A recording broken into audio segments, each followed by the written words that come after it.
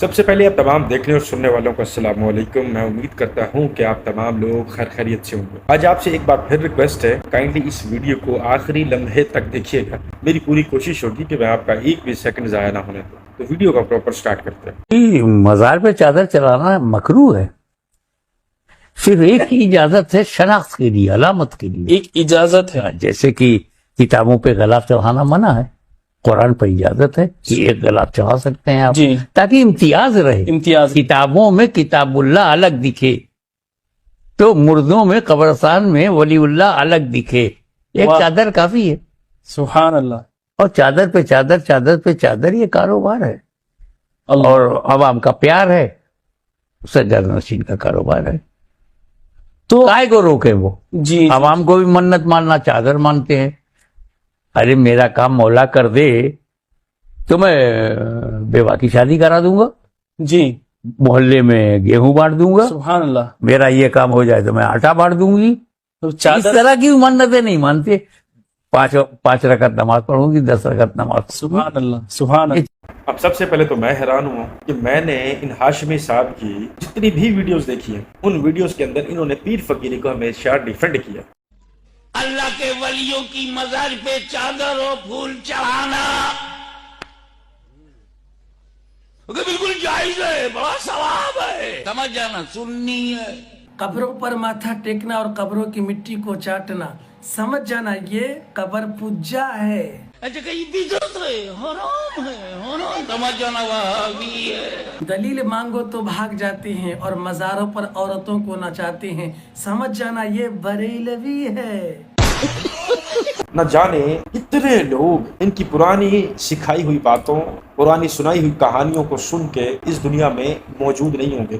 اگر اس بندے نے 40 سال تک وہی قبر پرستی والا کاروبار کیا ہے تو اس 40 سال میں نہ جانے کتنے ہزاروں لوگ اس دنیا سے جا چکے ہوں گے، بچہ، بوڑھا، جوان۔ تو وہ کس نیت کے ساتھ گئے ہوں گے، کس ایمان کے ساتھ گئے ہوں گے؟ پیر مدد کر سکتے ہیں۔ آگے تو بیچاروں کو انہی کو پتا ہوگا نا کہ پیر آیا تھا، کون آیا تھا۔ اب آپ معافی مانگ رہے ہیں، ٹھیک ہے، تو آپ علی الاعلان ٹی وی یا کسی ایسے سوشل میڈیا پلیٹ فارم پہ بیٹھ کے یہ بھی کہیں کہ بھائی صاحب، وہ جو پرانے میرے وقت میں نے کچھ ویڈیوز ریکارڈ کروائی تھی قبر پرستی کو سپورٹ کرنے کے لیے، میں آج اس سالانہ برات کرتا ہوں، اور جن لوگوں کا ایمان، جن لوگوں کی آخرت اور جن لوگوں کا مال میری وجہ سے برباد ہوا ہے، میں ان سے تہ دلی سے معافی مانگنا چاہتا ہوں، ہاتھ جوڑ کے معافی مانگنا چاہتا ہوں۔ در حقیقت اسلام یہی تھا کہ آپ علیہ السلام نے کہا کہ قبر کو چومنا، چاٹنا، مجاور بن کے پڑھنا، چونا لگانا، چادر چڑھانا، دھاگے اور یہ جتنے بھی آج کل پروپیگنڈے ہوتے پھر رہے ہیں، یہ اسلام کا حصہ نہیں ہے۔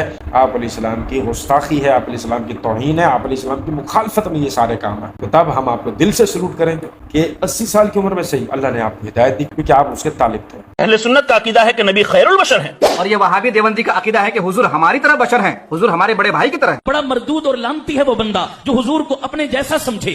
آج سنو دیوبند کا نظریہ کیا ہے، اپنے عقیدوں اور نظریوں کی اصلاح کرو۔ اللہ کی قسم، میرا ایمان ہے، میرا عقیدہ ہے، میرا نظریہ ہے۔ ہاں جناب، حجر اسود اور عظیم پتھر ہے، پتھروں میں سے پتھر، پتھروں جیسا پتھر نہیں ہے۔ ساری کائنات کے پتھر مل جائیں، زمرد و یاقوت مل جائیں، حجر اسود کا مقابلہ نہیں کر سکتے۔ آب زمزم پانیوں میں سے پانی ہے، پانیوں جیسا پانی نہیں۔ ساری کائنات کے آب شفا مل جائیں، زمزم کے ایک گھونٹ کا مقابلہ نہیں کر سکتے۔ ہاں، بنا اور مزدلفہ میدانوں میں سے میدان ہیں، میدانوں جیسے میدان نہیں۔ ساری کائنات کے میدان مل جائیں، اس کے ایک ٹکڑے کا مقابلہ نہیں کر سکتے۔ جبل احد اور سور پہاڑوں میں سے پہاڑ ہیں، پہاڑوں جیسے پہاڑ نہیں۔ ساری کائنات کے پہاڑ مل جائیں، اس کے ایک پتھر کا مقابلہ نہیں کر سکتے۔ قرآن مجید کتابوں میں سے کتاب ہے، کتابوں جیسی کتاب نہیں۔ ساری کائنات کی کتابیں مل جائیں، اس کی ایک سطر کا مقابلہ نہیں کر سکتی۔ میرا مصطفیٰ بشروں میں سے بشر ہے، بشروں جیسا بشر نہیں۔ ساری کائنات کے بشر مل جائیں، محمد کے جوتے کی مٹی کا مقابلہ نہیں کر سکتے۔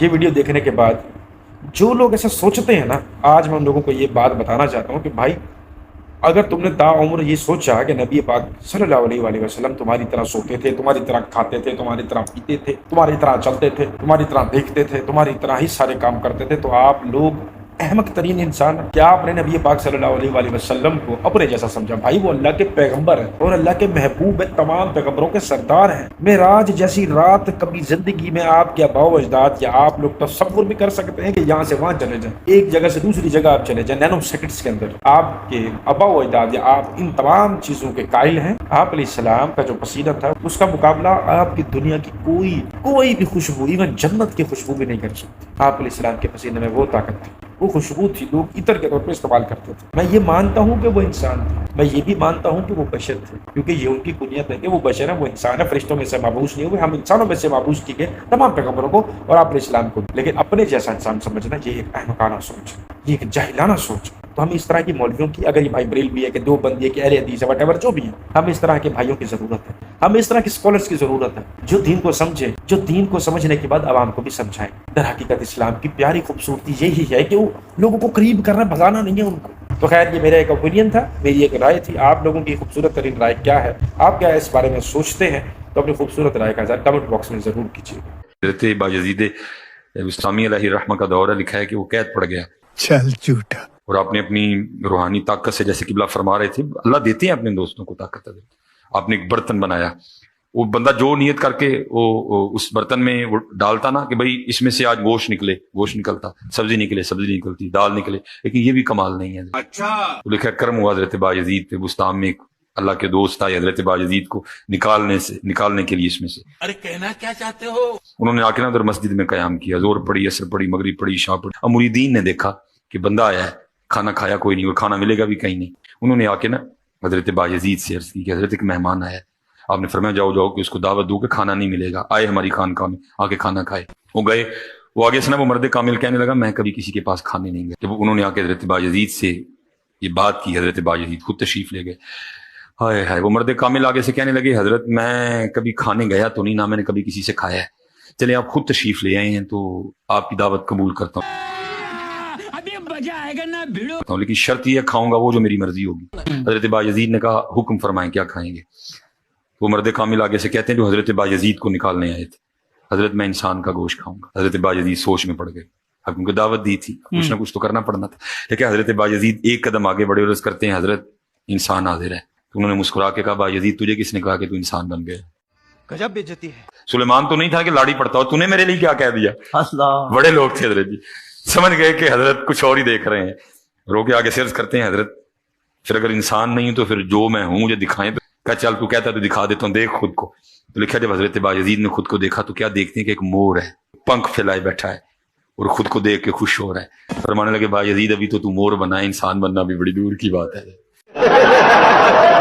اب اگر کوئی اور فرقے والا یا کوئی اور شخص ان کے حوالے سے ویڈیو بنا دے کہ یہ جو بایزید بسطامی تھے نا یہ انسان نہیں تھے، یہ جانور تھے، کوئی بھی ایک ویڈیو بنا لے تو وہ کس زمرے میں آ جائے گا کہ ہم نے اللہ کے ولیوں کی، ہم نے اللہ کے نیک لوگوں کی، ہم نے مجدد وقت کی توہین کر دی ہے، اس کی گستاخی کر دی ہے کہ ہم نے اشرف المخلوقات کو اور جو کہ اعلیٰ ترین انسان تھے اس کو ہم نے جانور کہہ دیا۔ اب در حقیقت آپ یہ جو اگر کوئی بریلوی بھائی میرا دیکھ رہا ہے ویڈیو، آپ مجھے یہ بتائیں کہ یہ ممبر رسول صلی اللہ علیہ وآلہ وسلم پہ بیٹھ کے آپ کو ڈسکوری نہیں سنا رہا؟ آپ خود سوچیں کہ کیا پیغمبر علیہ السلام نے یہ درس انہوں نے کبھی اپنے کسی ایک صحابی کو بھی دیا، اپنے کسی ایک امتی کو دیا، اپنے گھر والوں کو دیا، اپنے غلاموں کو دیا؟ آپ علیہ السلام نے تو کتنے لوگوں کو راہ خدا میں لگایا، تو کیا آپ علیہ السلام نے ان کو یہ کہا تھا کہ ابھی تم جانور ہو پھر میں تم انسان بناؤں گا؟ آپ علیہ السلام کو مشرکین مکہ نے پتھر مارے تھے، آپ کے نالان مبارک وہ بھی آپ کے اپنے خون سے چپک گئی تھی، لت پت ہو گئی تھی، یہ آپ تمام لوگوں نے سنا ہوگا۔ تو جب حضرت جبرائیل علیہ السلام آئے تھے تو اللہ تعالیٰ کے نبی سے کیا کہا تھا کہ یہ جو جانور ہیں، یہ جو پرندے ہیں، ابھی تو انسان نہیں بنے، ان کو میں غرق کر دوں کیونکہ انہوں نے آپ کو ستایا ہے، پریشان کیا، لہولہان کیا۔ اور پھر آپ علیہ السلام نے ان کے حق میں کیا دعا کی تھی؟ آپ علیہ السلام نے حضرت جبرائیل علیہ السلام کو کیا یہ کہا تھا کہ یہ جانور ہیں، انسان بنا دوں گا؟ ان تمام چیزوں سے اور تمام روایات سے ہمیں پتہ چلتا ہے کہ یہ جو آپ نے آج کل باغڑ بلے بٹھا رکھے ہیں نا ممبر رسول پہ، یہ صرف آپ کو کہانیاں سناتے ہیں، اپنے نام کے ساتھ ڈاکٹر، مفتی اور علامہ اور پتہ نہیں کیا کیا انہوں نے ٹیگ لگائے ہوئے، اور ہم ان کو عزت دیتے ہیں، ان کو پیسہ دیتے ہیں، اپنی فیملیوں میں بٹھاتے ہیں ایسے درندوں کو۔ ان کی نظر میں تو آپ بھی جانور ہوں گے، آپ یا تو کتے ہوں گے، بلے ہوں گے، یا کوئی اور ناپاک جانور ہوں گے جو اسلام میں ناپاک جانور ہیں۔ اگر آپ بریلوی ہوتے ہیں تو پھر آپ آہستہ آہستہ مور بنیں گے، پھر چڑیا بنیں گے، پھر کبوتر بنیں گے، کیسے کبوتر باز کے بچے، پھر طوطے بنیں گے، پھر جا کے شاید انسانی شکل، وہ بھی فی الحال افریقہ والے بلیک، بعد میں جا کے جو ہے نا وہ بھی اور رنگت ملے گی ان کو، کیونکہ ان کی ہاں نورانی رنگت بڑی مقبول ہے۔ یہ تو لاہور کے چٹے گورے چھوکرے کو کہتے ہیں کہ جو توحید پرست ہے نا، جو کعبہ کا امام ہے، لاہوری جو ہے وہ اس بندے سے بھی افضل ہے، وہ بندہ ہمارے لاہوری کی رنگت کا مقابلہ نہیں کر سکتا۔ یہ ان کے کانسیپٹ ہے۔